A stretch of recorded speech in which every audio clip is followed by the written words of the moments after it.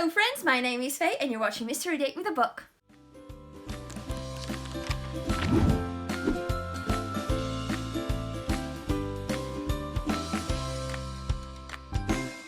Today we're going to talk about my seven favorite middle grade books. We have some book recommendations for you here. Now, I'm going to start with number 7 and then work my way up to the best one, number 1. If you've been following my channel for a while, you probably know what number 1 is. Okay, full disclosure, before we start, I'm not going to mention Harry Potter or Percy Jackson because I think those are the two major best middle grade series. I think they're the best ones. They're too popular. I'm not going to recommend them because, well, I mean, I would recommend them, but you already know about them, so what's the point? Book number 7. I listened to it as an audiobook. It is, I'm gonna pop it up here. It is School for Good and Evil. Now, this book, it's a middle grade, obviously. This book is about two girls who live in this fictional fantasy world, and whenever they reach, is it 10 or 11?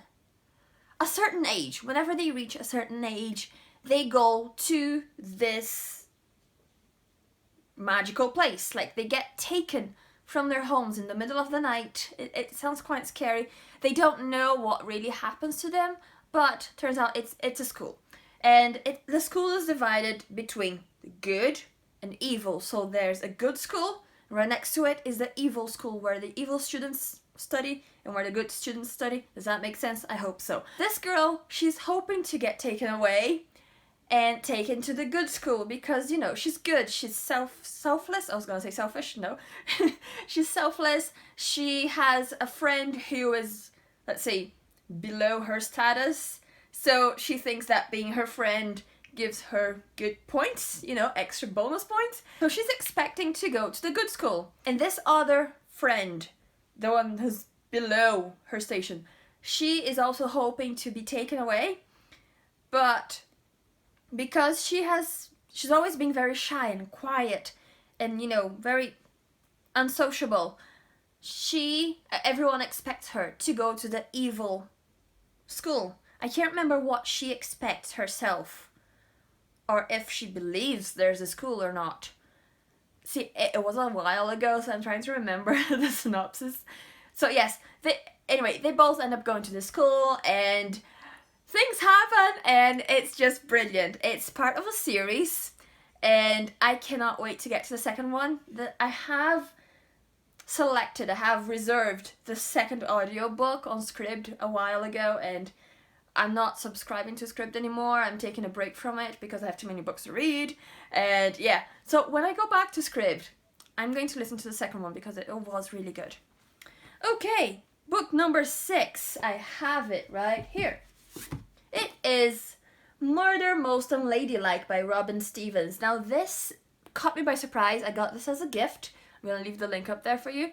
And it was actually really, really, really good. I mean, my mom is a big fan of the series, and she said it's good, but it's middle grade, so she didn't expect me to like it as much because, you know, I'm not at the target age for middle grade anymore. Haven't been for a while.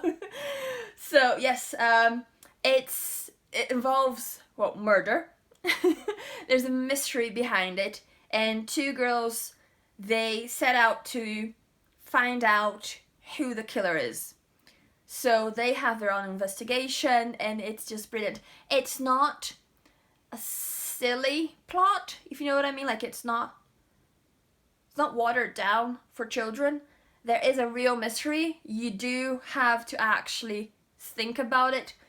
There are some like unexpected turns in there, which I found really, really good. So yes, this is the first in a series, I believe. There are a few others, and I'm gonna get to them. Believe me, I'm gonna get to the other ones because it was really, really good. So this is number 6. Okay, now for our number 5 spot, we have the Spiderwick Chronicles. I have the whole series here. I couldn't just pick one. I couldn't pick one favorite book from the series. They're all really good. It follows these twin brothers and their older sister when they move to a new big abandoned house in the middle of nowhere with their mom. And mom is away working, she has other things on her mind, but the children, they find signs of little creatures around the house and they investigate and suddenly they're in danger, and it's just so good. It's a really good series. If you want to get into middle grade, I highly suggest you pick up the first one, the Spiderwick Chronicles, the first one, the field guide, and start from there. Yeah, it's just really good. I highly recommend this series. Okay, and our number four, our number 4 spot goes to Undercover Princess by Connie Glynn.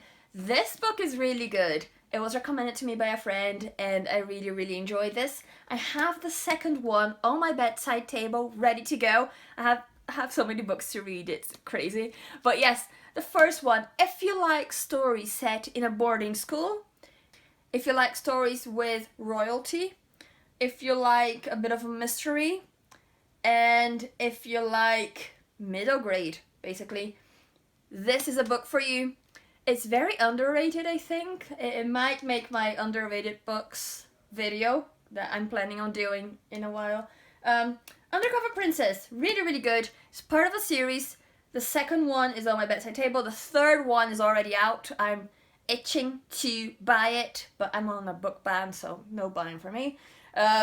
Yes, Undercover Princess, I really do recommend it. It's fluffy, it's light, it's a bit mysterious.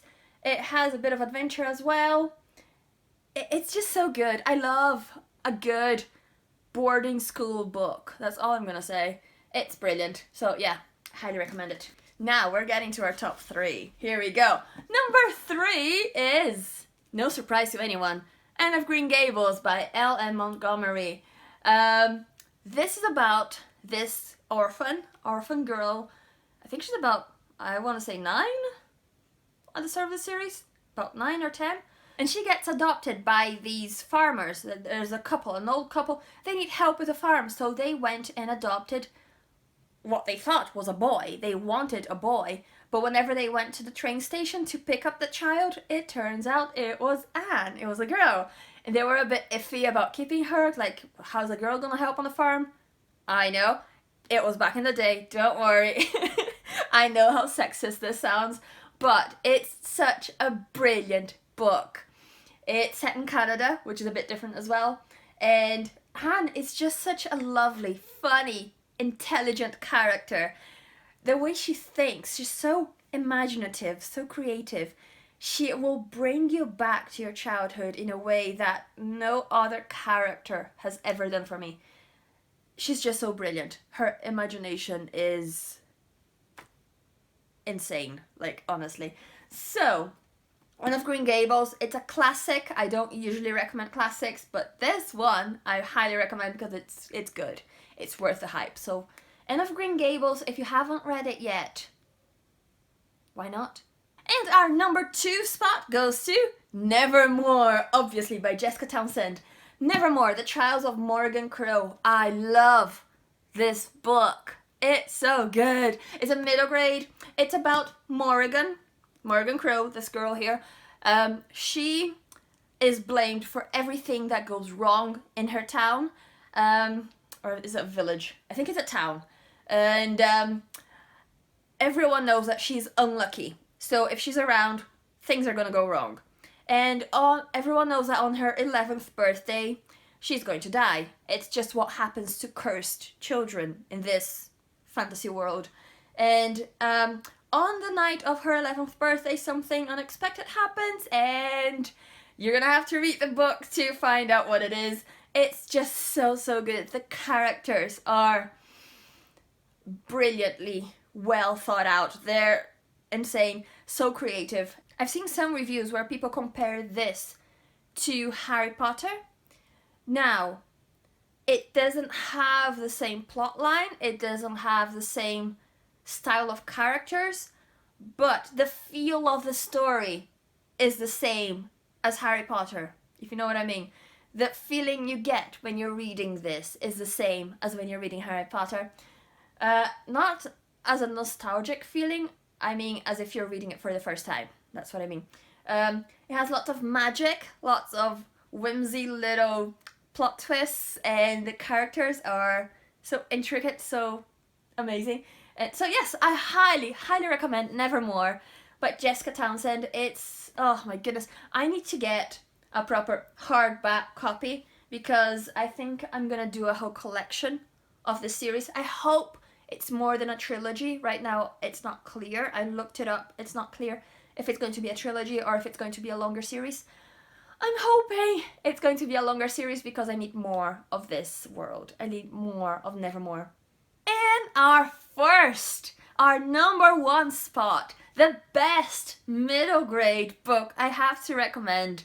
I don't actually have a physical copy because I borrowed it from the library, which is sad. But as soon as my book buying ban is over, I'm gonna buy that book. It is the sequel to Nevermore. It's Wondersmith by Jessica Townsend. Oh my goodness. Such a good sequel. You know how when you're reading a trilogy sometimes and the second book is just a filler? Not much happens and it has that second book syndrome. Wondersmith doesn't have that. I have a full review up there. I'm gonna link it up for you. And oh my goodness, honestly, everyone needs to read it because it's so good. In Nevermore, in the first book, Nevermore, we get to know the characters, we get to know where they live a little bit, and you know, the villain and all that. On the second book, our world is expanded in a way that you get to travel through Nevermore, you get to really know the characters, and the stakes are higher, and it's just so good. Honestly, it's a step up from Nevermore. So that's why it's coming up at number one. Wondersmith. I love this book. I couldn't recommend it highly enough. Like, it's really good. So yes, these are my top 7 middle grade books. If you like any of them, if you've read any of them, if you're thinking about reading them, if you didn't like some of them, leave a comment down below. We're gonna have a little chat about it. And yeah, if you have any more recommendations for me for middle grade books, leave them down below as well. I'd love to read more. And yes, that's it. If you like this video, click the thumbs up. You know what to do. Subscribe, click the bell, leave a comment, and I'll talk to you guys soon. Bye!